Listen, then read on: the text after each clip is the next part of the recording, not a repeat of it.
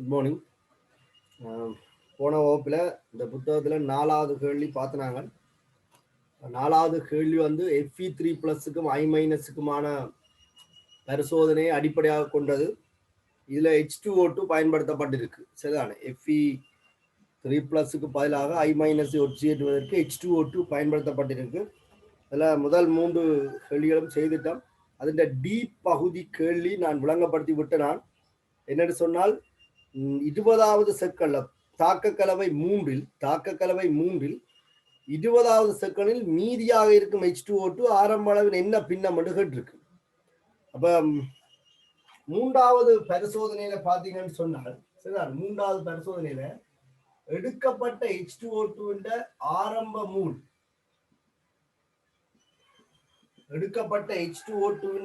ஆரம்ப மூல் செறிவு 0.1 m, எடுத்த கனவளவு 3 மில்லி 10⁻³ டெசிமீட்டர் கன. H2O2 ஆரம்ப மூல் 0.3 தர 10⁻³ மூல். 20வது செக்கல்ல நிறமாற்றம் ஏற்பட்டிருக்குன்னு சொல்லியிருக்கோம். 20வது செக்கல்ல நிறமாற்றம் ஏற்பட்டிருக்குதுன்னு சொன்னால் கவனிங்க, 20வது செக்கல்ல நிறமாற்றம் ஏற்பட்டிருக்குதுன்னு சொன்னால் அந்த 20 செகண்ட் வரை H2O2 தாக்கமடைஞ்சிருக்கு. அது வரைக்கும் உருவான I2 சுயாதீனமாக இல்லை. Na2H2O3 மீண்டும் I- ஆக மாற்றப்பட்டிருக்கு. அப்ப முதலாவது தாக்கத்துல விடுவிக்கப்பட்ட I2 வந்து 2வது தாக்கத்துல Na2H2O3 மீண்டும் I- ஆக மாற்றப்பட்டு இது Na2SO6 ஆக மாறும். பீசமானம் 2:1 ஆக இருக்கும். இங்கால 2 Na+ இருக்கும். இந்த தாக்கத்தை ஒன்று அழிக்கொள்ளலாம். அப்ப 20வது செகண்ட்ல நிறம் தோன்றுது என்று சொன்னால் 20 செகண்ட் வரைக்கும் உருவான I2 Na2H2O3 தாக்கி இருக்கு. Na2H2O3 முடிந்து அடுத்த கணத்துல தான் நிறம் தோன்றும் என்று சொல்லியிருக்கிறோம். ஆக எடுக்கப்பட்ட Na2H2O3 மூல் 0.005 m தர 10 தர 10⁻³ மூல். ஆரம்பத்தில் எடுக்கப்பட்ட Na2H2O3 மூல் 0.05 தர 10⁻³ மூல். அப்ப எவ்வளவு I2 வரும் வரை நிறம் தோன்றாது? ഇതിന്റെ அரைவாசி I2 வரும் வரை நிறம் தோன்றாது. அதாவது 0.025 தர 10⁻³ மூல் I2 வரும் வரை இந்த கரைசல்ல நிறம் தோன்றாது. இங்க 0.025 தர 10⁻³ மூல் I2 உருவாக்கப்பட்டால் 0.005 தர 10⁻³ மூல் Na2H2O3 முற்றாக தாக்கும். அடுத்த கணத்துல உருவாகிற I2 சுயாதீனமாக இருக்கும். அது நிறத்தை தோற்றுவிக்கும். ஆகவே உருவான I2 மூல் 0.025 தர 10⁻³ மூல் ஆகும் வரை நிறம் தோன்றாது. சரியான தாக்கத்தில Na2H2O3 மூலின் அரைவாசி மூல் I2 வரும் வரை நிறம் தோன்றாது. ஆகவே I2க்கும் H2O2க்கும் பீசமானம் 1:1. அப்ப தாக்கிய H2O2 மூல் 0.025 தர 10⁻³ மூலாக இருக்கும். 0.025 தர 10⁻³ மூலாக இருக்கும்.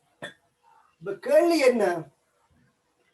தாக்க கலவை மூன்றில் 20 செகண்டில் மீதியாக இருக்கும் H2O2 ஆரம்ப அளவின் எப்பின்னம் என கேட்டிருக்கு.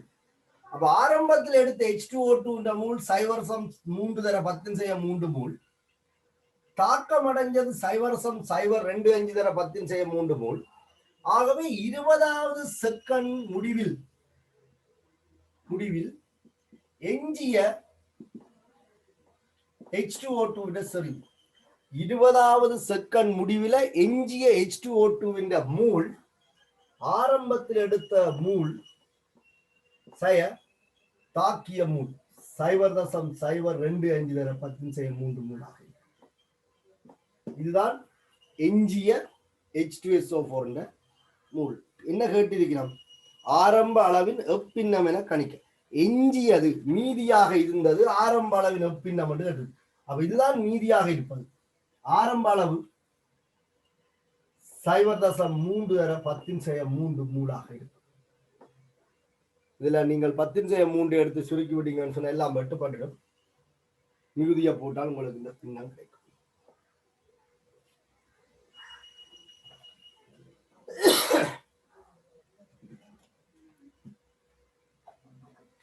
அதாவது 11/12 என அமையும். சுருக்கி பாருங்க. 0.275/0.3 என்று வரும். 0.275/0.3 அது 11/12 என அந்த பின்னம் அமையும். அடுத்த கேள்வி, 310 கெல்வின் வெப்பநிலையில் 310 கெல்வின் வெப்பநிலையில் தாக்க கலவை 3ல் முதல் செய்த வெப்பநிலையில சரியா, முதல் செய்த வெப்பநிலை 300 கெல்வின்ல எடுத்த நேரம் 20 செகண்ட்.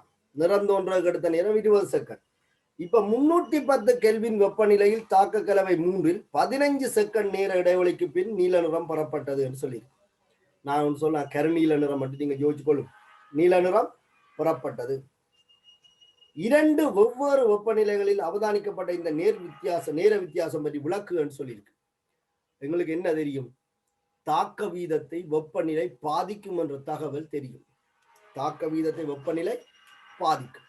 அப்ப 300 கெல்வின் வெப்பநிலையில நிகழ்ற தாக்க வீதத்திலும் பார்க்க 310 கெல்வின் வெப்பநிலையில தாக்க வீதம் உயர்வாக நிகழும். அப்ப இந்த வேகம் அதிகரித்தால் 0.025/10⁻³ மிக விரைவாக உருவாகும். இந்த தாக்கத்திலும் பார்க்க இந்த தாக்கம் விரைவான தாக்கம். அப்ப இவர் எவ்வளவு விரைவாக உருவாகிறாரோ அதே அளவில் இது வேகமாக நடக்கும். அவன் மிக குறைஞ்ச நேரத்துல உங்களுக்கு கருநீல நிறம் தோன்றும். அப்ப விளக்க சொல்லி கேட்டிருக்கேன்னு சொன்னால், வெப்பநிலை அதிகரிக்கும் போது தாக்க வீதம் அதிகரிக்கின்றது. வெப்பநிலை அதிகரிக்கும் போது தாக்க வீதம் அதிகரிக்கின்றது. I2 உருவாகிற வீதம் அதிகரிப்பதால் Na2H2O3 முடிவடைகிற வீதமும் அதிகரிக்கும். இதனால் குறைந்த நேரத்தில் நிறமாற்றம் தோன்றும். சரிதானே? I2 மாப்பொருள் காட்டியோடு சேர்ந்தான் கருநீல நிறத்தை தரப்போது வெப்பநிலை அதிகரிக்க இந்த வீதம் உயர்வாக இருக்கும். இந்த வீதம் உயர்வாக இருந்தால் இது முடிகிற வீதம் உயர்வாக இருக்கும். ஆகவே உடனடியாக நிறமாற்றம். அதாவது வெப்பநிலை தாக்க வீதத்தை பாதிக்கின்றது. வெப்பநிலை அதிகரிக்கும் போது தாக்க வீதம் அதிகரிக்கும். செறிவு மாறிலியாக இருப்பதால நேரம் குறையும் என்று சொன்னா கூட சரி. இதே பரிசோதனை தான் அடுத்ததுக்கும். சரி, அடுத்ததுக்கும் இதே பரிசோதனை தான். இங்கே I- சார்பாக இந்த பரிசோதனை திட்டமிடப்பட்டிருக்கு. H2O2 H+ I- வந்து H2 I2 அவ்வாறு தாக்கத்துல 5வது கேள்வியோட்ட பாருங்க. பிசிக்கல் கெமிஸ்ட்ரி 5வது கேள்வியில I- அயன்கள் தொடர்பாக தாக்க வரிசை யாது என்று கேட்டிருக்கு. I- அயன்கள் தொடர்பாக தாக்க வரிசை யாது என்று கேட்டிருக்கு. இப்ப இங்க H2SO4 செறிவு மாறையில மாப்பொருள் கொண்ட Na2H2O3 கனவளவு மாறையில Ki கரைசல் கனவளவு மட்டும் மாறுது. H2O2 கனவளவு 5 மில்லிலிட்டராகவே புறப்பட்டிருக்கு. I- அயன் தொடர்பான தாக்க வரிசை யாது என்று கேட்டிருக்கிறோம். I- அயன் தொடர்பான தாக்க வரிசை யாது?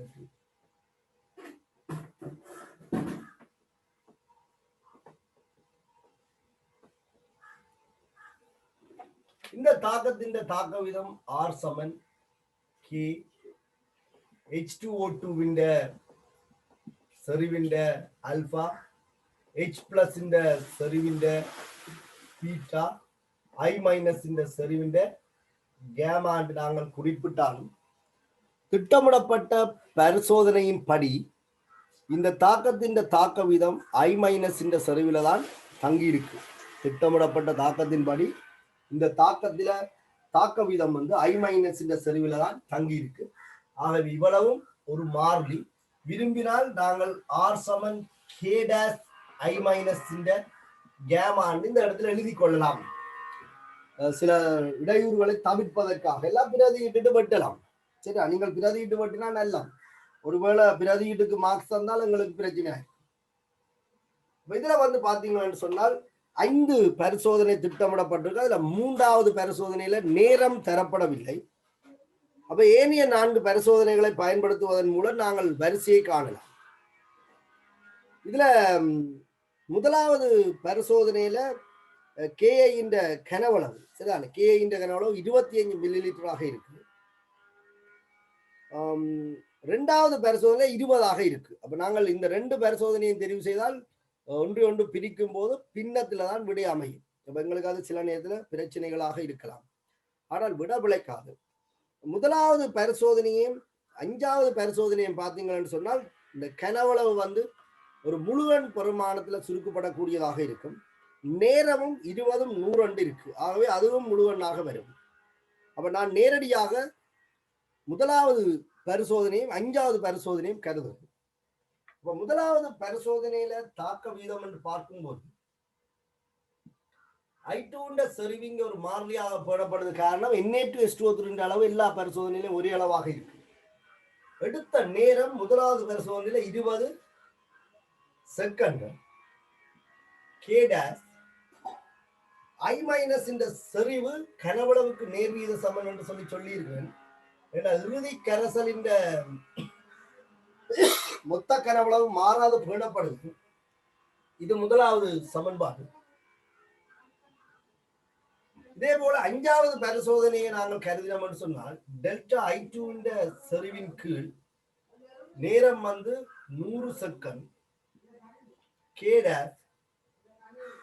KI செறிவு 0.5 m ஆக இருக்கு. Milli litre கனவளவுக்குரியது. செறிவுக்கு நாங்கள் நேர்வீத சமனாக்கலாம். அப்ப கேமா 2வது பரிசோதனை.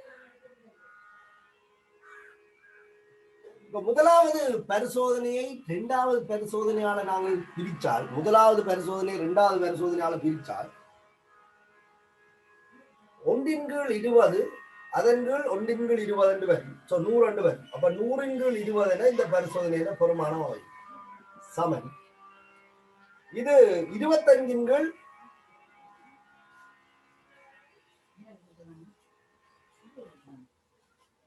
இது 25 மில்லியா, சாரி 25 மில்லி, 5 மில்லி. அப்ப 25/5 என அமையும். ஆகவே இது வந்து 5 என்று வரும். இதுന്റെ கேப். இப்ப 100 நாங்கள் 20 பேருக்கு எங்களுக்கு பிரிக்க 5 என்று வரும். இது 5 கேமா. ஆகவே கேமா சமன் 1. இப்ப கேள்வி I- அயன் தொடர்பாக தாக்க வரிசை யாது என்று கேட்டிருக்கு. அது சார்பான வரிசை 1. கரைசல் நீல நிறமாக மாறுமுன் முற்றாக பயன்படுத்தப்படும் தாக்கு பதார்த்தம் எது என்று கேட்டிருக்கு. அப்ப நீங்கள் இதுல சரியான முறையில விளங்கிக் கொள்ளணும். நீல நிறம் எப்ப தோன்றும்? Na2H2O3 முடிவடைந்த அடுத்த கணத்துல தான் நீல நிறம் தோன்றும். அப்ப Na2H2O3 கலவைக்குள்ள இருக்கும் வரை I2 வந்து மாப்பொருள் காட்டியோட சேர்ந்து கருநீல நிறத்தை தராது. அது Na2H2O3 தாக்கி I- ஆக மாறும். Na2H2O3 முடிந்த அடுத்த கணத்துல உருவாக்கப்படுகின்ற I2 தான் கரைசல்ல சுயாதீனமாக இருக்கும். அந்த சுயாதீன I2 தான் மாப்பொருள் காட்டியுடன் சேர்ந்து கருநீல நிறத்தை தரும். ஆகவே கரைசல் நீல நிறமாக மாறும் முன் முற்றாக பயன்படுத்தப்படும் தாக்கு பதார்த்தம் எது என்ற கேள்விக்கு Na2H2O3 என்பதுதான் மிகச்சிறந்த பதிலாக இருக்கும். இங்கே Na2H2O3 முடிந்த பின் தான் கருநீல நிறம் தோன்றும். அதான் நாங்கள் சொல்லுவோம், தாமதப்படுத்துவதற்காக Na2H2O3 பயன்படுத்துறோம். Na2H2O3 அளவு உருவாகிற I2 அளவை தீர்மானிக்கும். அப்ப நிறமாற்றம் தோன்று எடுக்கிற நேரத்தை பயன்படுத்துற Na2H2O3 அளவுதான் தீர்மானிக்க போகுது. நிறமாற்றம் மிக விரைவாக வருதுன்னு சொன்னால் Na2H2O3 மூல அளவை கூட்ட வேண்டி வரும். மிகவும் நீண்ட நேரம் எடுக்குதுன்னு சொன்னால் Na2H2O3 செறிவை குறைக்க வேண்டி வரும். அதில் பயன்படுத்துற மூல குறைக்க வேண்டி வரும். இது சம்பந்தமாக நான் பிராக்டிக்கல் உங்களுக்கு தெளிவாக விளங்கப்படுத்தியிருக்கேன். இந்த பிராக்டிக்கல் நோட்ஸ் திருப்பி வாசிச்சு பாருங்க. அடுத்த கேள்வி, சோதனையின் படி 3 மூன்றாவது பரிசோதனையில மாப்பொருள் கொண்ட Na2H2O3 KiH2O2 H2SO4 எனும் ஒழுங்கில் தாக்கிகள் சேர்க்கப்பட்டனவா. அதாவது ஒன்றன் பின் ஒன்றாக இந்த தாக்கிகள் சேர்த்திருக்கீங்க. இந்நிலையில் நேரத்திற்கான வாசிப்பு பொருத்தமற்றதாக காணப்பட்டதுன்னு சொல்லியிருக்கு. அப்ப எங்களோட பரிசோதனை தகவல்களை பாருங்க. அந்த பரிசோதனை தகவல்கள்ல கனவளவு சீராக குறையுது, மற்றதுல நேரம் சீராக அதிகரிக்குது. இந்த எக்ஸுக்கான பெருமானம் ஒரு பொருத்தப்பாடற்றதாக இருக்குதான். இந்நிலையில் நேரத்துக்கான வாசிப்பு பொருத்தமற்றதாக காணப்பட்டது. முதலாவது கேள்வி வைக்கணும், பரிசோதனையில் உண்டான வலு என்ன என்று கேட்டிருக்கிறோம். அப்ப நீங்கள் தெளிவாக எழுத வேணும். இங்க தாக்கிகளை ஒன்றோடு ஒன்று சேர்க்கும் போது, சரி, தாக்கிகளை ஒன்றோடு ஒன்று சேர்க்கும் போது தம்முள் தாக்கமடையக்கூடிய தாக்கிகள் முதலில் சேர்க்கப்பட்டிருக்கு. கடைசியாக தான் நீரை கொண்டு வந்து சேர்த்து மொத்த கனவுளவை மாறாது போனிருக்கு. அப்ப முதல்லயே தாக்கம் முடிஞ்ச பிறகு நீரை சேர்த்து ஐதாக்குறால் இந்த பிரயோசனம் இல்லை. அப்ப பொருத்தப்பாடற்ற முறையில் பதார்த்தங்கள் ஒன்றோடு ஒன்று சேர்க்கப்பட்டிருக்கின்றது என்பதால் உண்மையான விடயம். முதல்ல என்ன செய்யணும், 2 தொகுதிகளாக்கணும். அப்படி 2 தொகுதிகளாக்கும் போதும் தம்முள் தாக்கமற்ற தாக்கிகளை தெரிவு செய்து தொகுதிகளாக்கணும். இது பொருத்தப்பாடற்ற முறையில்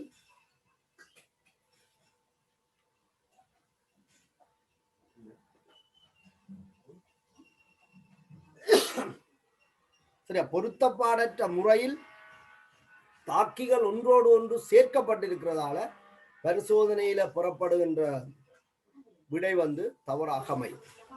சரி, அப்ப கேள்விய பாருங்க. Na2H2O3 KiH2O2 சேர்த்து போட்டுதான் இவைங்க நீரையே சேர்க்கிறோம். ஆகவே செறிவ கனவளவுக்கு நேர்வீத சமன் சொல்லி எடுக்க முடியாது.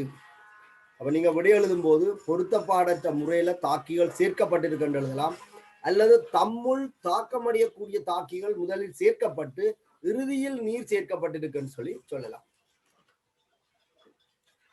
திருத்தமாக செய்யப்பட்டிருப்பின் படி 3 பெற வேண்டிய நேரம் யாது என்று கேட்டிருக்கு. அப்ப இந்த பரிசோதனை திருத்தமாக செய்யப்பட்டிருந்தால் படி 3 என்ன நேரம் வரும் என்று கேட்டிருக்கு. அப்ப படி 3க்குரிய பரிசோதனை தகவல்களை நாங்கள் பிரதியீடு செய்வோம். படி 3க்குரிய பரிசோதனை தகவல்களை பார்ப்போம். I2 எல்லாருக்கும் பொதுதான். I2 செறிவு எல்லா பரிசோதனையில மாறியாகத்தான் பெறப்படுது. நேரம் எங்களுக்கு தெரியாது. T7 K'. அந்த சந்தர்ப்பத்தில் KIனுடைய கனவளவு, 3வது பரிசோதனையில KIனுடைய கனவளவு 15 மில்லி. அதுண்ட 1 ஆமடுக்கு. இதுல ஏதாவது 2 பரிசோதனையை நீங்கள் தெரிவு செய்வதன் மூலம் விடையை அணுகலாம். ஏதாவது 2 பரிசோதனையை தெரிவு செய்வதன் மூலம் விடையை நீங்கள் அணுகலாம். இல்ல நான் ஏற்கனவே 2 பரிசோதனைக்குரிய தகவல்கள் வச்சிருக்கிறதால இதை 3வது பரிசோதனையாக எடுத்துக்கொள்ளும். இந்த T காணவரும் முதலாவது பரிசோதனை 2வது பரிசோதனையால பிரிக்கலாம். முதலாவது பரிசோதனை 2வது பரிசோதனையால் பிரிச்சீங்கன்னா 1/20. இது 1/T என்பது T பெருக்கப்பட்டு மேல வரும். முதலாவது பரிசோதனை என்ற கனவளவு 25, 2வது பரிசோதனை என்ற கனவளவு 15. அப்ப 25/15 வலு 1 உங்களுக்கு தெரியும், வரிசை 1. ஆகவே T = 25/15 தர 20 அமையும். சரிதானே? அப்ப உங்களுக்கு 5ஆல சுருக்கீங்கன்னா 3 இல்ல 5, 100/3 100/3 அமையும். இப்ப பாருங்க, KIனுடைய கனவளவு 25ஆக இருக்கும்போது நேரம் 20ஆக இருக்கு. அது 20ஆக குறையும் போது அப்ப செறிவும் குறையும், நேரம் 25ஆக அதிகரிக்குது. 15ஆக குறையல 25ஓட நேரம் கூட வேணும். 10ஆக குறையக 50 ஆகுது. அப்ப 15 என்பது 20க்கும் 10க்கும் இடையில வரக்கூடிய ஒரு நேரமாக இருக்கும். அப்ப இதுல 33.33 என்பது ஏற்றுக்கொள்ளக்கூடிய ஒரு பெருமானமாக இருக்கும்.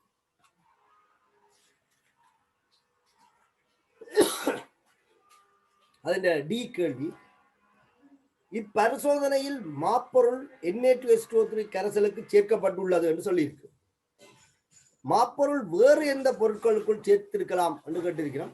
நீங்கள் தெளிவாக எழுதக்கூடிய ஒரு விடை KI கரைசல்.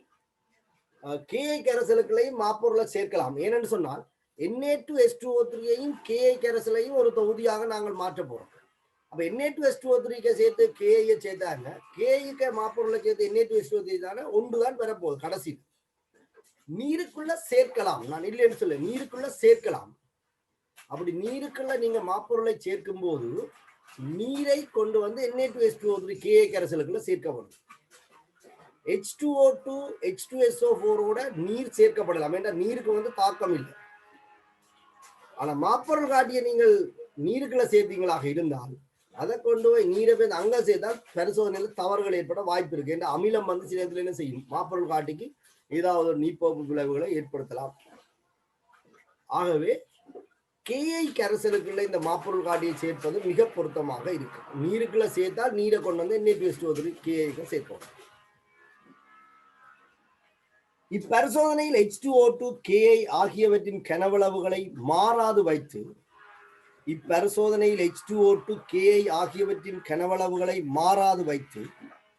H2SO4 கனவளவை மாற்றிய போது மொத்த கனவளவு மாறாதிருக்கும் வகையில் பெறப்பட்ட நேர வாசிப்புகள் மாற்றமின்றி காணப்பட்டன. இதிலிருந்து யாது விளங்குகிறீர் என்று கேட்டிருக்கு. அவர்கள் கவனித்துக் கொள்ளுங்க. H2O2 KI கனவளவுகளை மாறாது வைத்து H2SO4 கனவளவை மாற்றிய போது H2SO4 கனவளவை மாற்றிய போது தாக்க வீதத்தில் எந்தவித மாற்றமும் ஏற்படையில அப்படின்னு சொன்னால் H2SO4 சார்பான வரிசை பூஜ்ஜியமாக காணப்படுது. H2SO4 சார்பான வரிசை பூஜ்ஜியமாக காணப்படுது. அதனாலதான் அதனுடைய செறிவு தாக்க வீதத்தை பாதிக்கல. அப்ப இங்க H2SO4 என்னவாக தொழிற்பட்டிருக்கலாம், ஒரு ஊக்கியாக தொழிற்பட்டிருக்கலாம். சரி, அந்த தாக்கத்தில் H2SO ஊக்கியாக தொழிற்பட்டிருக்கலாம். ஆனா உண்மையில இதுல வந்து அமிலமாக பயன்படுத்தப்பட்டிருக்கும் H2SO4. சரிதான். அப்ப கவனிச்சு கொள்ளுங்க, இதுல H2SO4 ஊக்கியாக தொழிற்படாது. இந்த தாக்கத்துக்கு ஊடகமாகத்தான் இதுல தொழிற்படுது. H2SO4 பயன்படுத்தப்படும். இதுல தாக்க சமன்பாடு எழுதினீங்கன்னு சொன்னா இந்த தாக்க சமன்பாடுல H2SO H+ வந்து பயன்படும், தாக்கியாக இருக்கு. அப்ப இதுல பயன்படுத்தப்படுற H2SO4 ஊக்கியும் இல்லை, H+ சார்பான வரிசை பூஜ்ஜியம், அவ்வளவுதான். சரியா? அடுத்தது 6வது கேள்வி பாருங்க.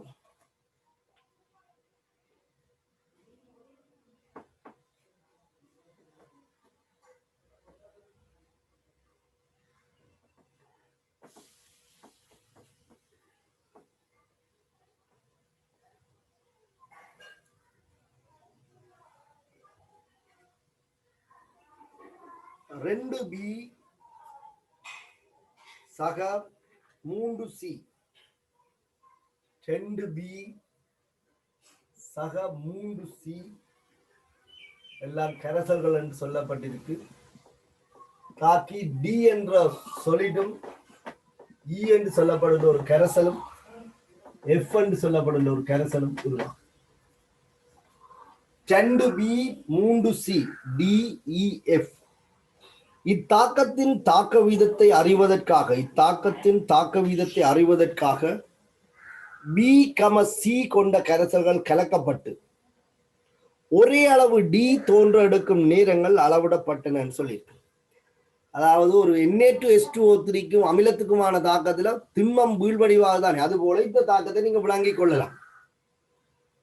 Na2H2O3க்கும் அமிலத்துக்குமான தாக்கத்துல ஒரு வீழ்வடி உருவாதானே, அது போல இந்த தாக்கத்தை நீங்கள் கருதி கொள்ளலாம். இந்த D உருவாகிற அளவை அடிப்படையாக கொண்டு இங்க தாக்க வீதம் அளவிடப்பட்டிருப்பதாக சொல்லி இருக்கிறார். எல்லா பரிசோதனையிலையும் ஒரே அளவு D என்று சொல்லி இருக்கிறதால 1/T R நேர்வீத சமனாக இருக்கு. தாக்க வீதம் R வந்து B இந்த சரிவின் X, இந்த சமன்பாட்டுக்கு வீதம் தந்திருக்கணும் R = K, B இந்த சரிவின் X, C இந்த சரிவின் Y. இதுல நீங்கள் K போடையில நேர்வீத சமன் என்று குறிப்பிட்டு இருக்கிறார். K வெட்டுப்படமண்டங்களுக்கு தெரியும், நீங்கள் K பிரதியிட்டு கொள்ளுங்க. இந்த ஒரு பிரதியில இப்ப K தவிர்த்து நேர்வீத சமனாக போடவில்லை, சமன்பாடாக போட்டுதான் பிரதியீடு நிகழ்த்தப்படுது. சரி, அப்ப 4 பரிசோதனை தரப்பட்டிருக்கு. 4 பரிசோதனையிலையும் XY கணிக்க சொல்லி கேட்டிருக்கு. இது ஒரு சாதாரணமான கேள்விதான். இதே மாதிரி பல கேள்விகளை நாங்கள் செய்திருக்கோம். முதலாவது பரிசோதனையில ஆறுக்கு பதிலாக நாங்கள் டெல்டா டி இந்த செறிவின் டி என்று எழுதி கொள்ளலாம். கே பி இந்த செறிவின் எக்ஸ் சி இந்த செறிவின் y என்று குறிப்பிட்டாலும் இவற்றின் கனவளவுகளைத்தான் நாங்கள் இந்த பரிசோதனையில கருத போறோம். காரணம், நீர் சேர்க்கப்பட்டு இறுதி கரைசலின் மொத்த கனவளவு மாறிலியாக பேணப்படுது. இப்ப முதலாவது தாக்கத்துல ஒரே அளவு டி உருவாகுதுன்னு சொல்லியிருக்க. அப்ப செறிவு மாற்றம் டியின் கீழ் எடுத்த நேரம் 18 செகண்ட் சமன் மீத மாறிலி தெரியாது கே. அந்த சந்தர்ப்பத்துல பியினுடைய கனவளவு 15 மில்லி, அதுண்ட எக்ஸ். சியினுடைய கனவளவு 25 மில்லி, அதுண்ட பை. இது முதலாவது சமன்பாடு. இரண்டாவது பரிசோதனையில் அதே அளவு டி உருவாக எடுத்த நேரம் சொல்லப்பட்டிருக்கு. அது 10.15 செகண்ட். 10.1 செகண்ட் சமன் கே. கனவளவு 20 மில்லி எக்ஸ், இது 25 மில்லி y. இது இரண்டாவது. மூன்றாவது பரிசோதனையிலும் அதே அளவு டி தான் உருவாகுது. இது 7.6 செகண்ட் கே. பி கனவளவு 25 மில்லி, அது எக்ஸ். பியினுடைய கனவளவு 8 மில்லி, அதுண்ட y. மூன்றாவது பரிசோதனை. நான்காவது பரிசோதனையில ஒரே செறிவு என்பதால் எல்லாத்திலையும் நான் டிய பிரதிடுறேன். 30.4 கே. 25 milli, X. கனவளவு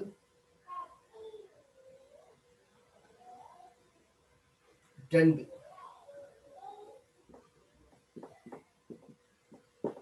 நாலாவது பரிசோதனை கனவளவு 2.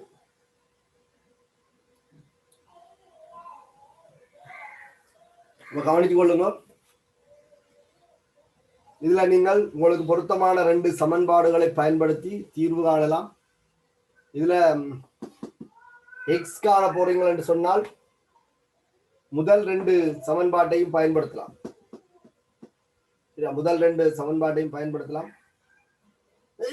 நேற்று நான் உங்களுக்கு இந்த முறையை பற்றி கதைச்சான். இதுக்கு நாங்கள் மடக்கையில தான் போக வேண்டிய தேவைப்பாடு இருக்கு. சரிதானே? இப்ப முதலாவது சமன்பாட்டை இரண்டாவது சமன்பாட்டால பிரிச்சோமாக இருந்தால், முதலாவது சமன்பாட்டை இரண்டாவது சமன்பாட்டால பிரிச்சால் டெல்டா டி வெட்டப்படும்.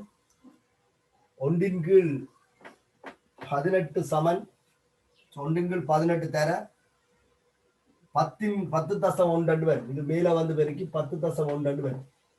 அதாவது முதலாவது சமன்பாட்டை இரண்டாவது சமன்பாட்டால பிரிக்க 1/18, இது மேல வர 10.1 வரும். இது சமன் 15/20 முழுவதன் எக்ஸ் என அமை. 15/20 முழுவதன் எக்ஸ் என அமை. சரியா? பாருங்க, 10.1/18 சமன் 5 சுருக்கினால் 3/4 முழுவதன் எக்ஸ் என 3/4 முழுவதன் எக்ஸ் என்று இது காணப்படும். இப்ப நாங்கள் மடக்க கண்டுதான் இந்த எக்ஸுக்கு தீர்வானோம். இது நீங்கள் விளங்கிக் கொள்ளுங்க. ஏன் நான் இந்த கேள்வியை திருப்பி உங்களுக்கு சொல்றேன்னு சொன்னால், எல்லா சந்தர்ப்பத்திலையும் அடிகள் சமன் அடுக்குகள் சமன் என்று எடுக்கக்கூடிய மாதிரி தரவுகள் இருக்காது. இந்த இடத்துல நீங்க என்னென்ன இந்த எக்ஸ காண போறீங்கள் ரெண்டா, முதல்ல நாங்கள் எங்களுக்கு ஏற்ற மாதிரி என்ன செய்வோம், இதை சுருக்குவோம். 10 சரியா? 10.1/18 என்பது 0.5611க்கு சமனாக இருக்கு.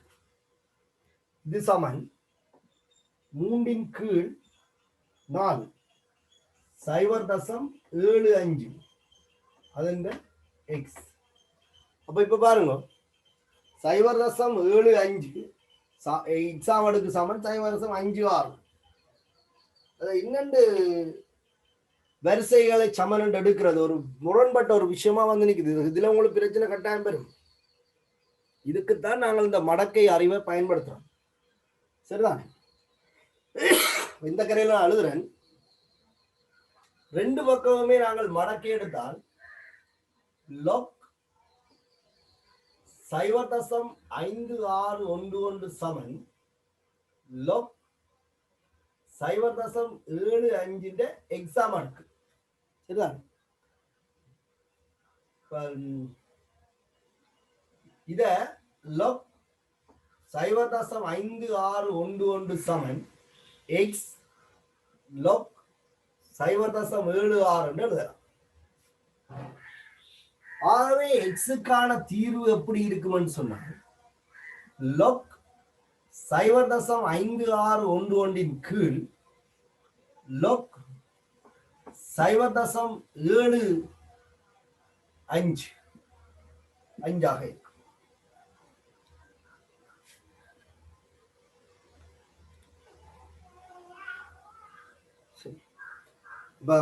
log 0.5611 கீழ் log 0.5611க்கு நாங்கள் இப்ப மடக்க மாற்ற மாட்டோம். log 0.5611க்கு மடக்க சரிதான்.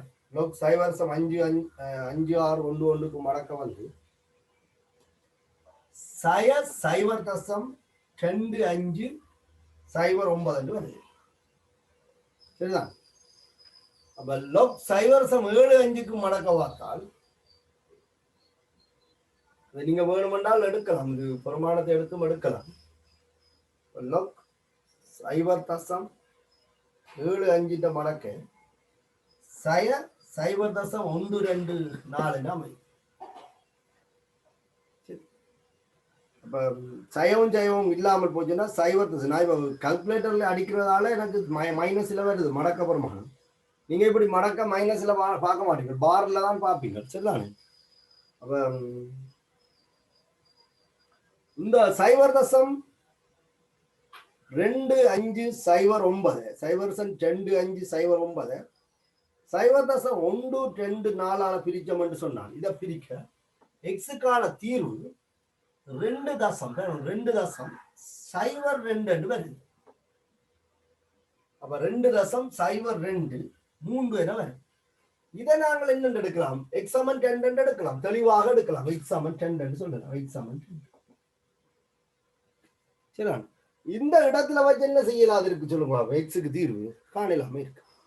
அப்ப இப்படியான பரிசோதனைகளின் போது எங்களால வரிசையை வந்து சாதாரணமாக எடுத்துக்கொள்ள தியரட்டிக்கலா ஒரு சுருக்கப்படக்கூடிய பெருமானம் தரும் போது நீங்கள் என்ன செய்யலாம்?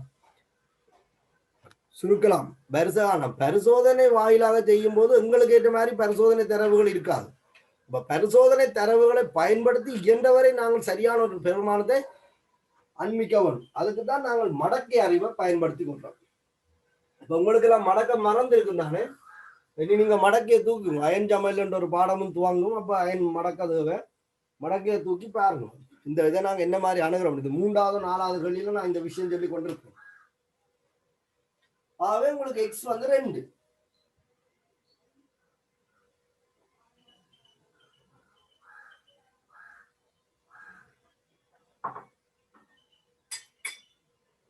இதே போல நீங்கள் கடைசி 2 பரிசோதனையும் பயன்படுத்தி வைய காணலாம். அதுக்கு நீங்க மடக்கதான் பயன்படுத்த வேண்டி வரும். கடைசி 2 பரிசோதனைக்கு நீங்கள் மடக்கதான் பயன்படுத்த வேண்டி வரும். சொன்னால் இங்க நேரம் சமனாக இல்லை. 7.6 30.4 அப்ப சுருக்கப்படாது. சரி, நான் அழிக்கிறேன் மேல. நீங்கள் இதை உண்மையா உடனே செய்யறீங்கன்னா நல்ல. நீங்கள் இந்த அறிவை நீங்கள் வளர்த்து கொண்டே ஆகணும். இந்த மடக்கை பயன்படுத்தி ஒரு பொருத்தப்பாடு ஏற்றுக்கொள்ளக்கூடிய வரிசையை நாங்கள் சொல்லணும். சாதாரணமாக கெஸ் பண்ணிடலாம். எக்ஸில சமனா இருக்கு, y தெரியாது. வருஷ பை காண போறோம்னு சொன்னாங்க. இதுலயும் நாங்கள் முதலாவது 3வது சமன்பாட்டை 4வது சமன்பாட்டால பிரிப்போம். முதலாவது சமன்பாடுல 1/7 வரும். இதுல 1/30.4 வரும். 30.4 மேல வரும். 30.4 கீழ் 7.6 30.4 கீழ் 7.6 சமன். சரி, 30.4 கீழ் 7.6 சமன். இது ரெண்டும் சமனா இருக்கிறால வெட்டுப்படும் 8 கீழ் 2 வரும். இதுண்ட வாய் 30.4 கீழ் 7.6 என்பது ஷாப்பா 4 வந்துட்டா சந்தோஷம். 30.4 கீழ் 7.6 என்பது ஷாப்பா 4 வருது. ஆகவே எங்களுக்கு ஓகே, சந்தோஷமா இருக்கு. வயசமா 1 எடுக்கலாம் உடனடியாக. முதலாவது இது அப்படி வரையில. ஆகவே நாங்கள் என்ன செய்யணும், இதுக்கு பொருத்தப்பாடான ஒரு வேல்யூவை மடக்கை இந்த அறிவை பயன்படுத்தி எடுத்துக்கொண்டோம். சரி, இதுல எங்களுக்கு நல்லதா போச்சு. 30.4 7.6 சுருக்கம் 4 வருது. அப்ப இது 8 2 4. ஒருவேளை இதுல நாங்கள் இப்படி யோசிப்போம், இது 7.2 இருந்தா என்ன நடந்திருக்கும்? 7.2 போட்டு இருந்தால் 30.4 கீழ் 7.2 இருந்தால், இது உங்களோட உண்மையான பிரமாணம் இல்லை, நான் சொல்றேன். 2 இருந்தால் இதை சுருக்க 4.222 வருது. அப்ப 4.222 சமன் 4 வையாம இருக்கு. இது என்னண்டு 4 எடுக்கிறது. அப்ப நீங்க இதுல மடக்கை அறிவை பயன்படுத்தலாம். இதுல எங்களுக்கு சிக்கல் இல்லை. ஆகவே நீங்கள் எடுத்துக்கொள்ளுங்க. 7.6 இந்த உண்மையான வேல்யூ. 30.4 7.6 அளவிற்கு 4 வந்துட்டு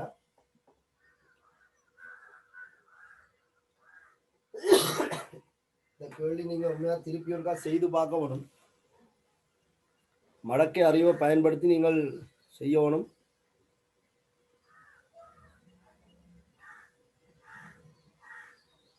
சரிதான். உங்களுக்கு ஷாப்பா வந்தது 4 வருது. அப்ப உங்களுக்கு சிக்கல் இல்லை. இந்த மாதிரி ஒரு குழப்பத்துக்குரிய பெருமானம் வந்தால் நீங்கள் இந்த மடக்கையை பயன்படுத்தி இதை நியாயப்படுத்தணும் 2 எடுக்கிறது. அடுத்த 7வது கேள்வியை பாருங்க.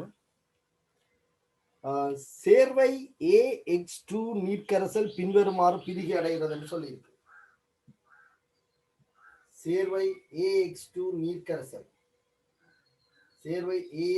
நீர்க்கரசல் பின்வருமாறு பிரிகை அடைகிறது.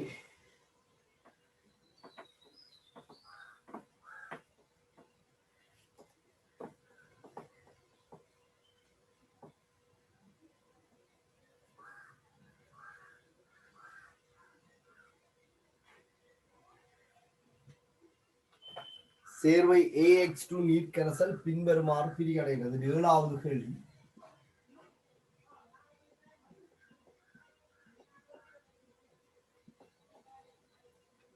A2 கேஸ் ஆகவும் 2H2 கேஸ் ஆகவும் பிரிகடையும். சேர்வை A1. ஒரு பரிசோதனையில் AX2 வெவ்வேறு செறிவுகள் பயன்படுத்திய போது 1 மோல் விளைவு வாயு கலவை சேகரிக்க எடுத்த நேரங்கள் அளவிடப்பட்டன. அப்ப இந்த தாக்கத்தினுடைய தாக்க வீதம் R AX2 இந்த செறிவு மாற்றத்திற்கு எடுத்த நேரம் இங்க எல்லா பரிசோதனையிலும் 1 மூல் சேகரிப்பதற்கு எடுத்த நேரங்கள் அளவிடப்பட்டிருக்கு. அப்ப R = 1 மூலின் கீழ் T.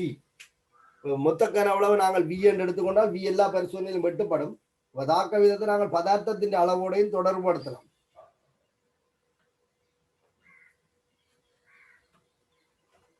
ஆகவே AX2 இந்த செறிவு மாற்றம் 1 மூல் V ஆக இருக்கும். அது ஒரு மாறிலி. அதன் கீழ் T சமன் K AX2 இந்த செறிவின் எம்மாம் அடுக்கு என்று வச்சுக்கொள்ளும். 3 பரிசோதனைகள் தரப்பட்டிருக்கு. டீயின் பெருமானம் ஜாதன்னு கேட்டிருக்கோம். முதலாவது பரிசோதனையில நேரம் 62 செகண்ட். K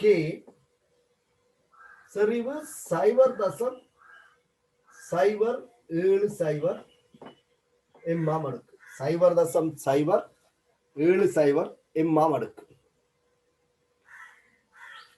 0.070 எம்மாம் அடுக்கு. இது முதலாவது சமன்பாடு. இரண்டாவதுலேயும் அதேதான் ax2 இந்த சரிவு ஒரு மூலா தான் இருக்கு. அப்ப நான் போடல. நேரம் 122 செகண்ட் என்று சொல்லப்பட்டது. 122 செகண்ட். கே 0.050 இது இரண்டாவது. முதல் 2 தரவையும் பயன்படுத்தி எம்ம கண்டமாக இருந்தால் மூன்றாவது தரவில் கேட்கப்பட்ட டீயை நாங்கள் காணலாம். மூன்றாவது கேள்வி, இந்த செறிவு மாற்றத்துக்கு அடுத்த நேரம் என்னன்னு கேட்டிருக்கிறோம். அங்க செறிவு 0.045 எம்மாக சொல்லப்பட்டிருக்கு. அலகோட பிரதியிட்டு கொள்ளும். சரிதான். இதுவும் உங்களுக்கு திட்டமாக வருவதோன்று எனக்கு சொல்ல தெரியாது. சரிதான். நாங்கள் முதல் 2 பரிசோதனையை பயன்படுத்தி எம்ம காண்போம். நான் முதலாவது பரிசோதனையை இரண்டாவது பரிசோதனையால பிரிக்கிறேன். முதலாவது சமன்பாட்டை இரண்டாவது சமன்பாட்டால பிரித்தால் 122 கீழ் 122 முதலாவது பரிசோதனையை இரண்டாவது பரிசோதனையால பிரிக்கிறால 122 கீழ் 62 என வரும். சமன் 0.070 கீழ் 0.05 முழுவதன் எம்மாம் அடுக்கு. நாம இதுவும் உங்களுக்கு பிரச்சனையாக வரலாம், கவனித்துக் கொள்ளுங்க. 122 கீழ் 62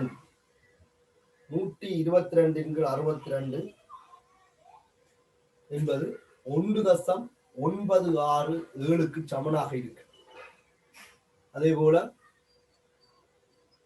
0.07 கீழ் 0.05 7 கீழ் 5 என்று எடுத்தால் 1.4 അതിന്റെ எம்மாம் அடுக்கு. சரியா? உண்மையில இந்த இடத்துல நீங்கள் இதை சுருக்கி எடுக்கிறத நான் விரும்புகிறேன். ஏனென்று சொன்னால் இதுவும் நீங்கள் வரிசையை சாதாரணமாக எடுத்துக்கொள்ள முடியாது.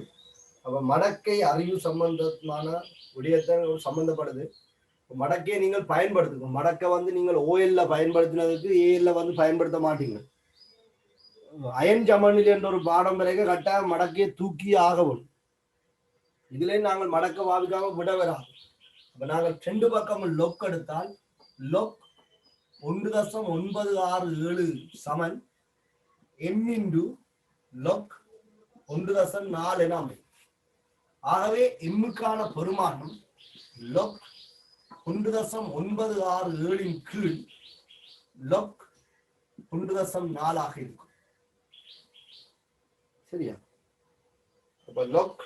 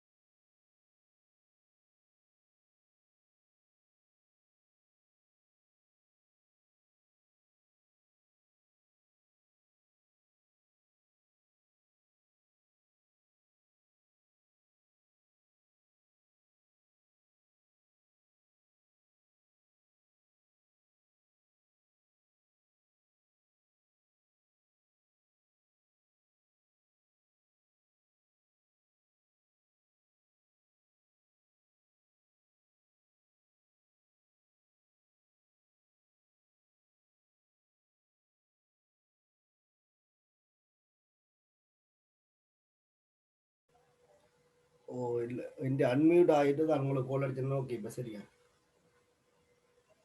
சரி, ஓகே.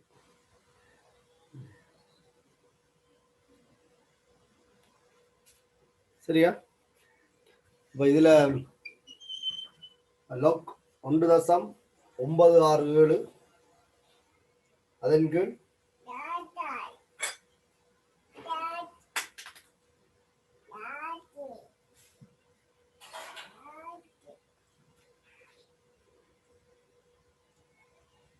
log 1.967க்கு 0.2938 என்ற ஒரு பெருமானம் கிடைக்குது. அதே மாதிரி log 1.4க்கு 0.1461 என்ற ஒரு பெருமானம் கிடைக்குது.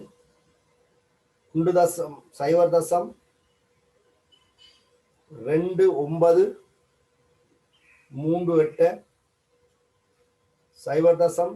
0.146 பிரித்தோம்னு சொன்னால் 2.010 என்ற ஒரு பெருமானம் கிடைக்கும்.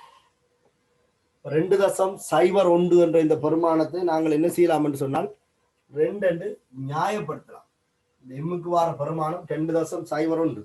ஆகவே எம் வந்து 2. பாருங்க, இந்த இடத்துல எவ்வளவு சிக்கல் தன்மையாக இருந்தது. 1.967 சமன் 1.4 எம்மாம் அடுக்கு என்பதை நாங்கள் 2 என்று சொல்றதுக்கு மடக்கை அறிவை பயன்படுத்துறோம்.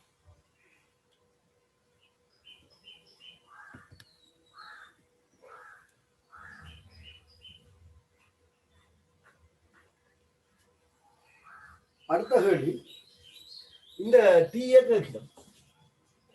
இப்ப எங்களுக்கு எம் தெரியும், ஏதாவது 2 பரிசோதனையை பயன்படுத்தி காணலாம், சரிதான்? ஆகவே நான்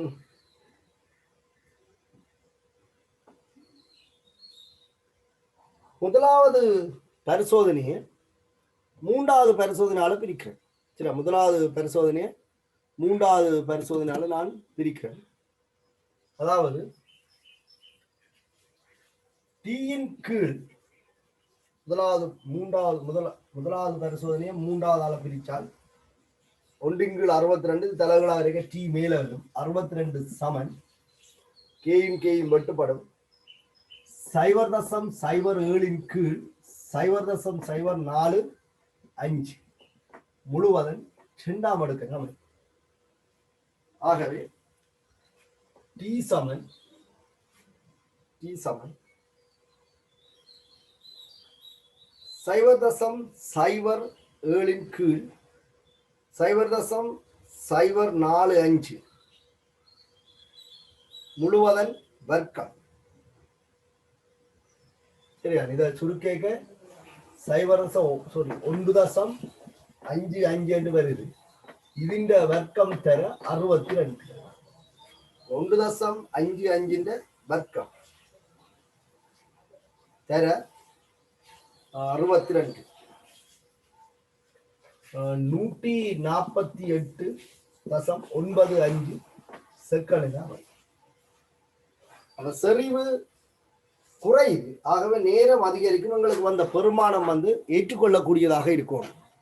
அதில் பாருங்க, 0.07 எம் செறிவாக இருக்கும்போது நேரம் 62. செறிவு குறையக நேரம் அதிகரிக்கும். ஏன்? தாக்க வீதம் நேரத்துக்கு நேர்மாறு விகித சமனா இருக்கும். எல்லா பரிசோதனையும் ஒரு மூல் இருக்கு. அப்ப செறிவு 0.05 என்று குறையும் போது நேரம் 122 ஆகுது. இதை விட செறிவு இன்னும் குறையுது. அப்ப 122 கூடுதலான நேரம் தான் எடுக்கும். ஆகவே 148.9 என்பது ஏற்றுக்கொள்ளக்கூடியதாக இருக்கும். இவர்கள் நேரத்தை தான் கேட்டிருக்கிறோம். நேரம் காணணும் என்றால் வரிசை காணணும் என்றால் நாலேஜ் இதுக்கால போகணும்.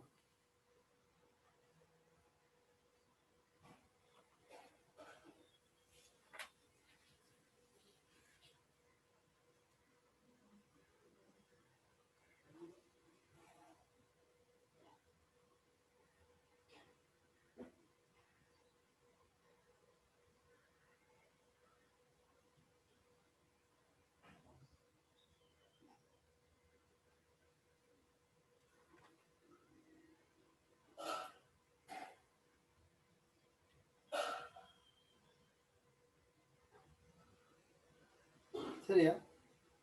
8வது கேள்வியை பார்ப்போம்.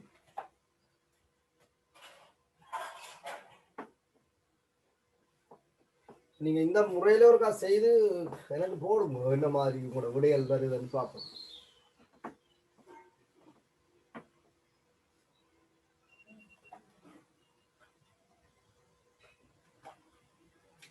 ரெண்டு ஏ 4 பியோட தாக்கி 2 AB2 வருது. 2 ஏ 4 பியோட தாக்கி 2 AB2 வருது. பௌதீக நிலைகள் நீர்க்கரசல் என்று சொல்லப்பட்டிருக்கு. எல்லாமே நீர்க்கரசல். ஏயினது செறிவை மாறாது வைத்து பியினது செறிவு 0.03653 டெசிமீட்டர் -3 இருந்து 0.0231 மூல் டெசிமீட்டர் -3 ஆக குறைத்த போது பி மறையும் வீதம் 6.62க்கு 1.68 ஆக அமைந்தது. சரிதான். பி மறையும் வீதம், பியினது செறிவை மாறாது வைத்து ஏயினது செறிவை மாற்றிய போது தாக்க வீதம் மாறாது இருந்ததுன்னு சொல்லியிருக்கு. ஆகவே ஏ சார்பான வரிசை என்னன்னு சொல்லி உங்களால பார்க்க முடியும். 0.0365 டெசிமீட்டர் -3க்கு 6.62 வீதமும் 0.0231க்கு 1.68 வீதமாகவும் இருக்கு. அப்ப நேரடியாக தாக்க வீதம் தரப்பட்டிருக்கு. ஆர் சமன் இந்த கேள்வியில நாங்கள் நேரடியாக ஆர் சமன் தாக்க வீதம் ஆர் சமன் கே ஏண்ட செறிவிண்ட எம்மாம் அடுக்கு பீண்ட செறிவிண்ட எண்ணாம் அடுக்கு. இது முதலாவது கோவையில நாங்கள் பிரதிடுவோம். என்ன சொல்லி இருக்கிறோம்? தாக்க வீதம் 6.62 இருக்காம். தாக்க வீதம் 6.62 இருக்காம். அந்த சந்தர்ப்பத்தில் ஏண்ட செறிவு மாறிடாம். ஏண்ட செறிவு மாறிடாம். பீண்ட செறிவு 0.0365 டெசிமீட்டர் -3 அதான் இருக்காம். இந்த செறிவு 0.0231 குறைச்ச போது இவருடைய செறிவை 0.0231 குறைச்ச போது தாக்க வீதம் 1.68 குறைதான். இதுதான் இந்த கோவை. அதுல இக்கு என்ற ஒரு தொடர்பு பயன்படுத்தப்பட்டிருக்கு. அது நீங்கள் அப்படி எடுக்க வேண்டிய அவசியம் இல்லை. இப்ப 0.0365 டெசிமீட்டர் -3 தொடக்க செறிவாக இருக்கும்போது மறையும் வீதம் 6.62 செறிவு 0.0231 இருக்கும்போது மறையும் வீதம் 1.68 இருக்கும் என்று எடுத்தால் சரி.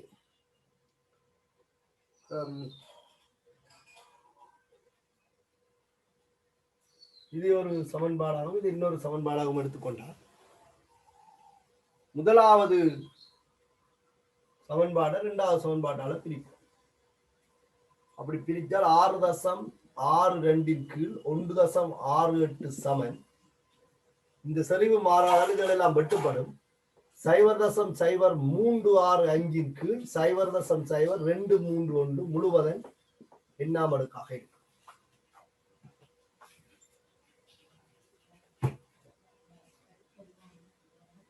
இதுவும் உங்களுக்கு அப்படித்தான் அமைய போகுது. 6.62 கீழ் 1.68 என்பது 3.940 இருக்கு.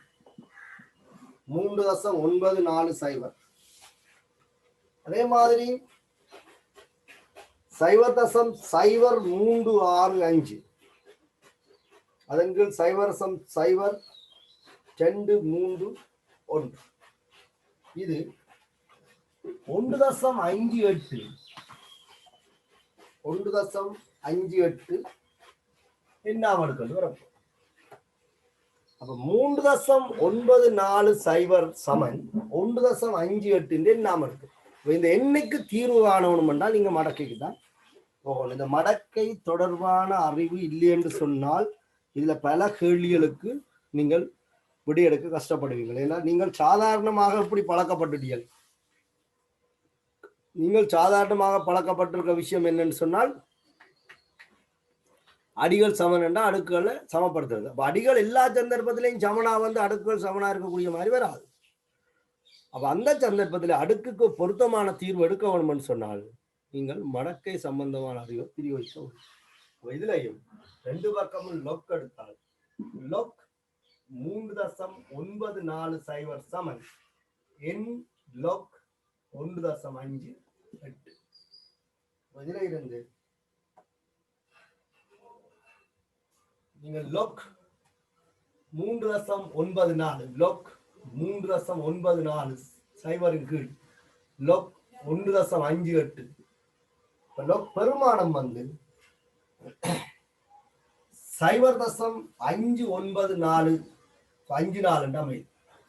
லொக் 3.94 மடக்க பெருமானம் 0.5954 ஆகும். இதனுடைய மடக்க பெருமானம் 0.9198 ஆறாகவும் இருக்கு.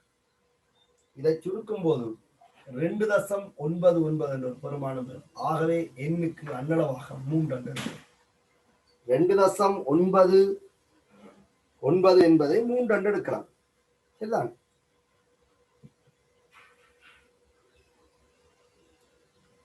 அப்ப பி சார்பான வரிசை 3.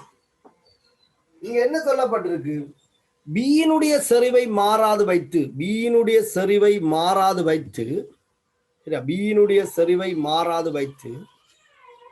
ஏயினுடைய செறிவை மாற்றிய போது தாக்க வீதம் மாறவில்லை அப்படி என்று சொல்லியிருக்கு. பியினுடைய செறிவை மாறாது வைத்து ஏயினுடைய செறிவை மாற்றிய போது தாக்க வீதம் மாறல அப்படி என்று சொன்னால் ஏ சார்பான வரிசை 0. என் 0 வருஷ தாக்கின்ற செறிவுதான் தாக்க வீதத்தை என்ன செய்யாது, பாதிக்காது. சரியா?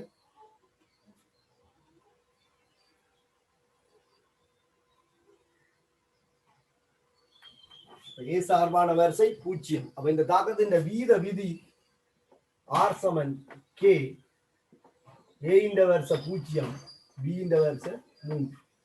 R சமன் K, B இந்த 3ஆம் அடுக்கில் அமைப்பு தான் இதுக்கு வீத விதியாக இருக்கு. சரியா?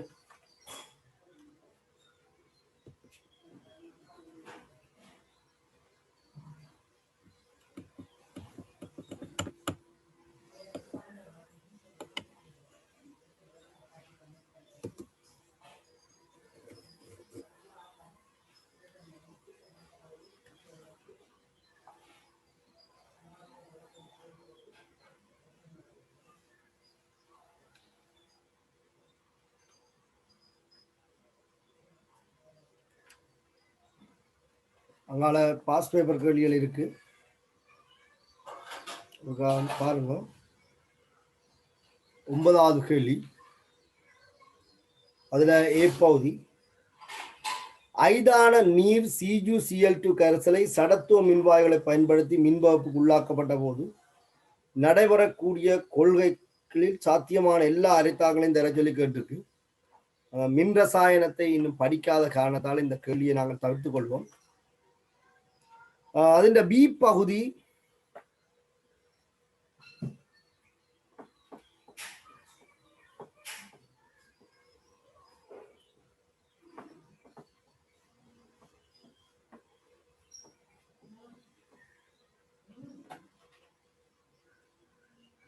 ஒன்பதாவது கேள்வியின் பி பகுதி Fe3+I- தாக்கம் சம்பந்தமாக இருக்கு. நாங்கள் பரிசோதனையில பார்த்தது Fe3+I-, Fe2+ ஆகவும் I2 ஆகவும்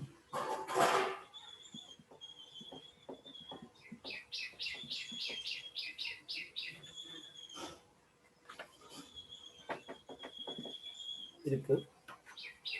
தாக்கத்தின் வீதத்தில் Fe3+ செறிவின் விளைவை பரிசோதனை மூலம் ஆராய்ந்த பொழுது கீழுள்ள அட்டவணையில் தரப்பட்டபடி சோதனை பொருட்கள் கலப்பதன் மூலம் தாக்கு கலவை தயாரிக்கப்பட்டன்னு சொல்லியிருக்கு. அந்த அட்டவணையை பாருங்க. இதுல எல்லா பரிசோதனையிலையும் K செறிவு ஒரு மாறிலியாக பேணப்படுது என்றால் இங்க Fe3+ செறிவு தாக்க வீதத்தை பாதிக்கிறதை பற்றி கதைச்சிருக்கிறோம். இப்பரிசோதனையில் மாப்பொருள் ஏன் பயன்படுத்தப்பட்டது என்று கேட்டிருக்கு. இது ஒரு பாஸ் பேப்பர் கேள்வி. ஆனா இந்த கேள்வியில பெரும்பாலான விஷயம் இல்லை, தியரியை அடிப்படையாக கொண்டுதான் இந்த கேள்வி போகுது. இப்பரிசோதனையில் மாப்பொருள் ஏன் பயன்படுத்தப்பட்டது? இப்பரிசோதனையில மாப்பொருள் ஏன் பயன்படுத்தப்பட்டதுன்னு சொன்னால், I2வின் உருவாக்கத்தை, அதாவது I2வின் தோன்ற அளவை அறிவதற்காக. பரிசோதனையில I2 தோன்ற எடுக்கிற நேரத்தை இனங்காண்பதற்கு இங்க மாப்பொருள் காட்டி பயன்படுத்தப்பட்டிருக்கு. இப்பரிசோதனையில் மாப்பொருள் காட்டி ஏன் பயன்படுத்தப்பட்டது? நிறமாற்றத்தை அறிவதன் மூலம் I2 தோன்ற எடுக்கிற நேரத்தை அளவிடுவதற்காக. தரப்பட்ட Fe3+ கரைசலின் செறிவிற்குரிய தாக்க வீதம் எவ்வாறு அளக்கப்பட்டது என்று கேட்டிருக்கு. இந்த செறிவிற்குரிய தாக்க வீதம் எவ்வாறு அளக்கப்பட்டதுன்னு சொன்னால், ஒரே அளவு Na2H2O3 பரிசோதனையில் பயன்படுத்துவதன் மூலம், ஒரே அளவு Na2H2O3 பயன்படுத்துவதன் மூலம் குறித்த அளவு I2 தோன்ற எடுக்கிற நேரத்தை அளவீடு செய்வதன் மூலம் தாக்க வீதம் அளவிடப்படுது. செறிவு மாற்றம் ஒரு மாறிலியாக பேணப்படுவதன் மூலம் நேரம் தாக்க வீதத்திற்கு நேர்வீத சமனாக பேணப்படுது. எல்லா பரிசோதனையிலும் ஒரே அளவு Na2H2O3 பயன்படுத்தப்படுறதால எல்லா பரிசோதனையிலும் ஒரே அளவு I2 உருவாகும். ஆகவே நேரம் தாக்க வீதத்திற்கு நேர் விகித சமனாக அளவிடப்படுகின்றது. சரிதான். செறிவு மாற்றம் ஒரு மாறிலியாக பேணப்படுவதன் மூலம், செறிவு மாற்றம் ஒரு மாறிலியாக பேணப்படுவதன் மூலம் நேரம் வீதத்திற்கு நேர் விகித சமனாக அளவிடப்படுகின்றது. தரப்பட்ட Fe3+ செறிவுக்குரிய தாக்கத்தின் வீதம் எவ்வாறு அளக்கப்பட்டது என்று சொன்னால், அப்படி சொல்லிக்கொள்ளும். செறிவு மாற்றத்தை மாறிலியாக பேணுவதன் மூலம் நேரம் தாக்க வீதத்துக்கு நேர்மாறு வீத சமனாக பேணப்படுகிறது, அளவிடப்படுகிறது. இப்பரிசோதனையில் என்ன தேவைக்காக Na2H2O3 பயன்படுத்தப்பட்டது? Na2H2O3 பயன்படுத்தின நோக்கம் என்ன? Na2H2O3 பயன்படுத்தல என்று சொன்னால் மிக குறைஞ்ச நேரத்தில் என்ன வரும்? நிறமாற்றம் வரும். அப்ப நேரத்தை அளவிடுவதற்காக Na2H2O3 பயன்படுத்தப்பட்டது. அப்ப நிறமாற்றம் தோன்ற எடுக்கின்ற நேரத்தை அளவிடுவதற்காக, நிறமாற்றம் தோன்ற எடுக்கிற நேரத்தை அளவிடுவதற்காக Na2H2O3 பயன்படுத்தப்படுது. Na2H2O3 பயன்படுத்த மிக குறைஞ்ச நேரத்தில் நிறமாற்றம் ஏற்பட்டிருக்கும், நேரத்தை அளவிட முடியாமல் போகும். இந்த நிறமாற்றம் தோன்ற எடுக்கிற நேரத்தை அளவிடுவதற்காக Na2H2O3 பயன்படுத்தப்பட்டிருக்கு. சரியா? 10வது கேள்வியும் பாருங்க. O3 வாயுவானது NO வாயுடன் ஒரு தனிப்படி தாக்கத்தில் தாக்கம் புரிந்து NO2ஐயும் O2ஐயும் உண்டாக்குன்னு சொல்லியிருக்கு. அதாவது தனிப்படி தாக்கம் என்பதுல இருந்து இது ஒரு முதன்மை தாக்கம் என்பது மென்ஷன் பண்ணப்படுது. தனிப்படி தாக்கம், இது ஒரு முதன்மை தாக்கம் என்பது குறிப்பிடப்படுது. 10வதுல NO வாயுவும் O3யும் தாக்கி NO2வும் O2வும் தாக்கம் ஒரு முதன்மை தாக்கம். இந்த முதன்மை தாக்கத்துல நான் இதை அறிமுகப்படுத்தி இருக்கேன்.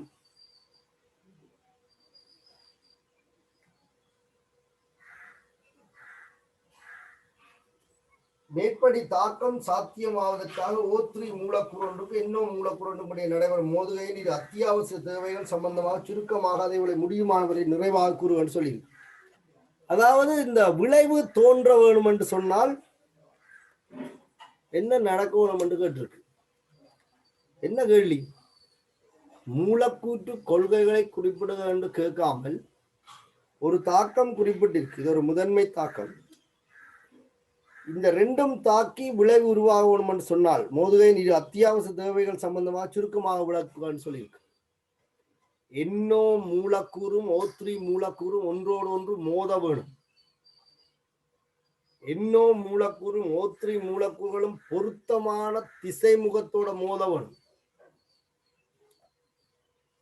NO மூலக்கூறுகளும் O3 மூலக்கூறுகளும் இந்த தாக்கத்தின் ஏவற் சக்தியை அல்லது அதனிலும் கூடிய சக்தியை கொண்டிருக்க வரும்.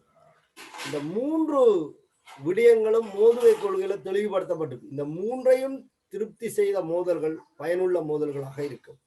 அப்ப O3 ஆனது NOவுடன் தனிப்படை தாக்க புரிந்து NO2வையும் O2வையும் உண்டாக்குகின்றது. மேற்படி தாக்கம் சாத்தியமாவதற்காக O3 மூலக்கூறு ஒன்றுக்கும் NO மூலக்கூறு ஒன்றுக்கும் இடையே நடைபெறும் மோதுகையின் இது அத்தியாவசிய தேவைகள் சம்பந்தமாக சுருக்கமாக முடியுமானவரையில் நிறைவாகவும் விளக்குன்னு சொல்லியிருக்கு. அப்ப நீங்கள் சொல்ல வேணும், NO மூலக்கூறுகளும் O3 மூலக்கூறுகளும் பொருத்தமான திசை முகத்துடன் ஒன்றோடு ஒன்று மோத வேணும். பொருத்தமான திசை முகத்துடன் ஒன்றோடொன்று மோத வேண்டும். மோதுகையடைகின்ற மூலக்கூறுகள் ஏவற் சக்தி அல்லது அதனிலும் கூடிய சக்தியை கொண்டிருக்க வேண்டும். ஏவற் சக்தி அல்லது அதனிலும் கூடிய சக்தியை கொண்டிருக்க வேண்டும். அதிண்ட இரண்டாவது பகுதி, நீர் கரைசலில் H2O2 பிரிகை அடையும் போது நீர் கரைசலில் H2O2 பிரிகை அடையும் போது H2O liquid O2 gas என்பவற்றை உண்டாக்குகின்றது. H2O liquid O2 gas என்பவற்றை உண்டாக்குகின்றது. பிரிகை வீதம் கரைசலின் OH- அயன்களை சேர்ப்பதால் அதிகரிக்கின்றது என்று சொல்லியிருக்கு. மேற்படி நிகழ்வில் OH- அயன்களின் பங்களிப்பு ஊக்கியின் பங்களிப்பாகும் என்பதை எவ்வாறு பரிசோதனை ரீதியாக நிறுவுவீர் என்று கேட்டிருக்கு. இப்ப நான் இது உங்களுக்கு முதல் ஒரு பரிசோதனையில குறிப்பிட்டனா, H2O2வை NaOH வந்து ஊக்குவிக்கும். H2O2 இந்த பிரிகையை OH- காரங்கள் ஊக்குவிக்கும். H2O2 ஆக H2O2 பிரிகையை ஊக்குவிக்கும். சரியா? இது பரிசோதனை வாயிலாக காட்ட சொல்லியிருக்கு. நிறுவுவீர் என விவரிக்க. நாங்கள் முதல் சொன்ன மாதிரி ஒரே செறிவும் கனவளவும் உடைய H2O2 கரைசல்களை எடுத்து பொதுவாக நீங்கள் 6 ஒலியும் ஆய்வு கூடத்தில் இருக்கும். நாங்கள் 20 ஒலியும் 20 ஒலியும் H2O2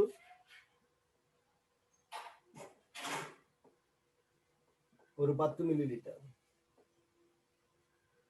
2 பரிசோதனையில ஒரே அளவு எடுக்கப்பட்டு ஒன்றுக்குள்ள 5 மில்லி லிட்டர் நீரும் மற்றதில் உள்ள 5 மில்லி லிட்டர் NaOH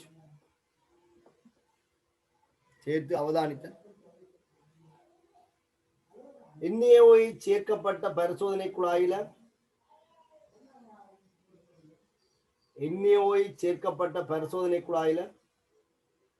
அதிகளவான வாயு குமிழ்கள் வெளியேறுவதை அவதானிக்க முடியும். நீர் சேர்க்கப்பட்ட பரிசோதனை குழாயில வெளியேறுற வாயு குமிழ்கள் எண்ணிக்கையிலும் பார்க்க அதிக எண்ணிக்கையில NaOH சேர்க்கப்பட்ட பரிசோதனை குழாயில இருந்து வாயு குமிழ்கள் வெளியேறும். இந்த பண்பு ரீதியாக நாங்கள் விளங்கிக் கொள்ளலாம். இங்க நடக்கிற தாக்கத்தில உருவாக்கப்படுற O2 அளவை விட இங்க நடக்கிற தாக்கத்துல O2 அளவு உயர்வாக இருக்கு. ஆகவே NaOH வந்து தாக்க விதத்தை பாதிக்குதுன்னு சொல்லி நாங்கள் குறிப்பிட்டுக் கொள்ளலாம். பரிசோதனை ரீதியாக நிறுவு என்று கேட்டு. சரி, அடுத்த கேள்வியும் பாருங்க. அது சாதாரண ஒரு கேள்விதான்.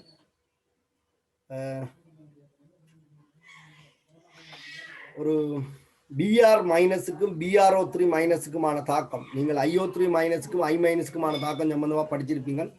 அதே மாதிரி ஒரு தாக்கம் தான் செறிவுகள் தரப்பட்டிருக்கு, தாக்க வீதமும் தரப்பட்டிருக்கு, Br2 தோன்ற வீதம் இங்க தரப்பட்டிருக்கு. Br2 தோன்ற வீதம் ஆகவே வரிசை உங்களால கணிக்கக்கூடியதாக இருக்கும்.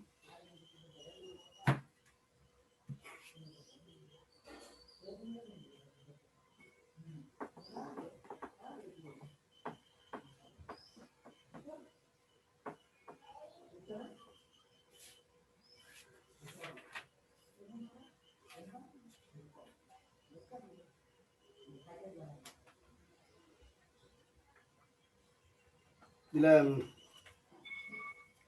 வீத விதி எழுதினீங்கன்னு சொன்னால் பிஆர் மைனஸ் சக BrO3 மைனஸ் சக 6H பிளஸ்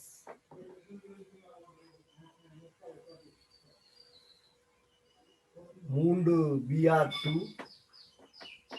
மூன்று H2O இருக்கும்.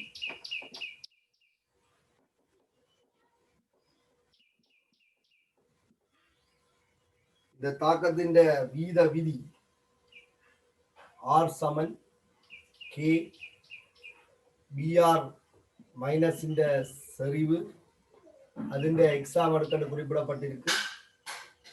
BrO3 மைனஸ் இந்த செறிவு அதிന്റെ y H பிளஸ் இந்த செறிவு அதிന്റെ செட் சொல்லி வீத விதி கோவை தரப்பட்டிருக்கு.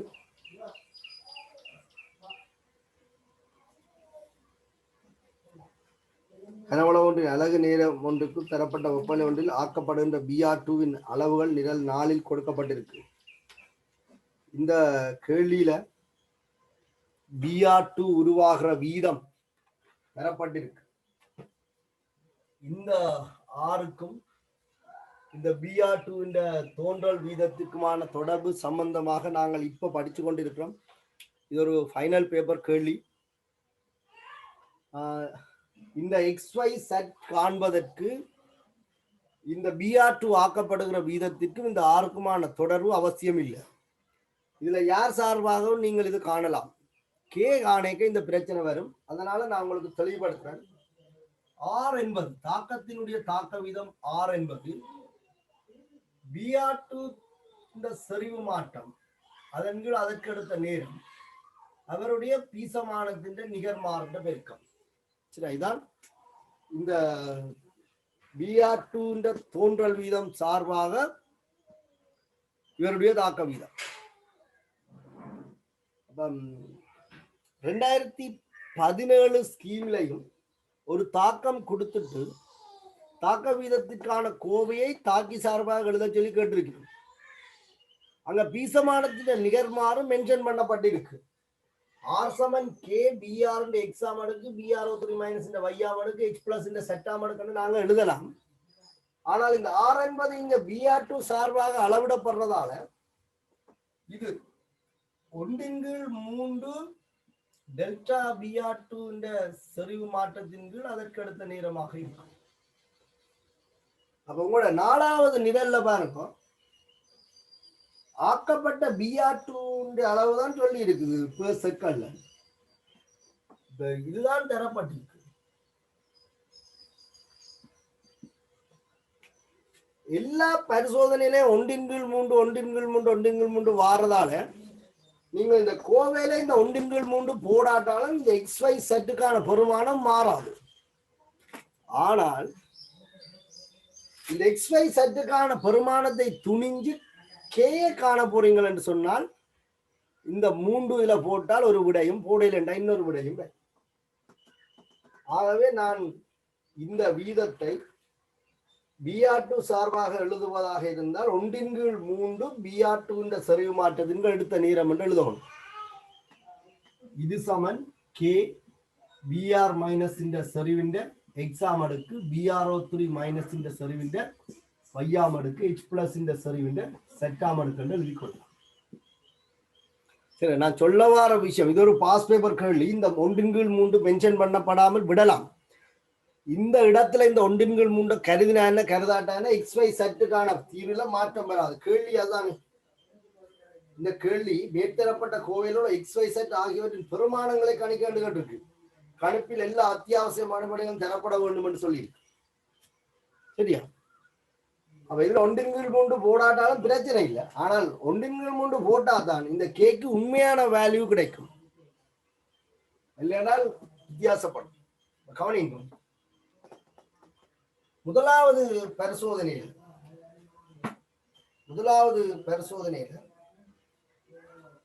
1/3 தர Br2 ஆக்கப்படுகின்ற வீதம் 2.4 தர 10/6 சொல்லி சமன் கே 0.01 எக்ஸாமற்கு 0.2 வையாமற்கு 0.2 செட்டாமற்கு அலகுகளோட பிரதியிடப்பட வேணும். எனக்கு இடம் காணாதனால நான் இதுல அலகு போடையில அலகோட நீங்க கட்டாயம் பிரதியிடும். அடுத்ததுலேயும் போடையில இந்த 1/3 இருக்கத்தான் போகும்.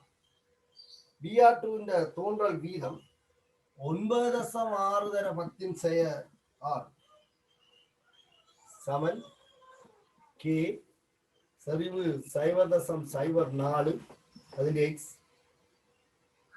0.2 അതിന്റെ y 0.2 അതിന്റെ z.